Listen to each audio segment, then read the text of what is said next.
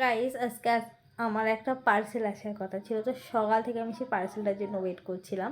তো হঠাৎ delivery man আমাকে ফোন করে বললো যে আপনার একটা পার্সেল আছে। আমি তো আনন্দে উৎফুল্ল যে আমার পার্সেলটা চলে এসছে। আমি আমার বার্থডে উপলক্ষে নিজেকে একটা ইয়ারবাডস গিফট করেছিলাম, তো সেটা আসারই কথা ছিল। কিন্তু দুঃখের বিষয় হলো সেটা আসেনি। একটা লাল প্যাকেজিং করা একটা গিফট বক্স এসছে।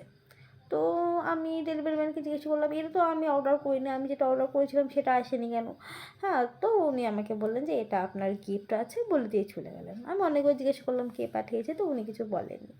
তো যাই হোক, এই প্রথমবার আমি আমার জীবনে এরকম বার্থডে সারপ্রাইজ পেয়েছি। আমি সত্যিই খুব খুশি হয়েছি। কিন্তু আমি এখনও বুঝতে পারছি না কে দিয়েছে। আমি আপনাদেরকে দেখাচ্ছি জাস্ট গিফট বক্সটা। এই যে লিখেছে দেয়া সাহানি, এই ছোট্ট গিফটটা তোমার জন্য, হ্যাপি বার্থডে।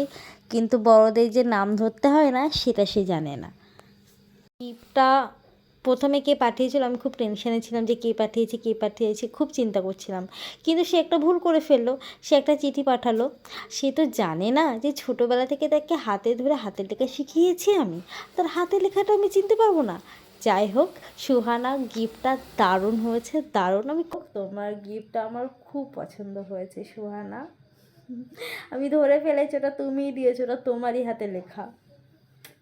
খুব পছন্দ হয়েছে, থ্যাংক ইউ, লাভ ইউ।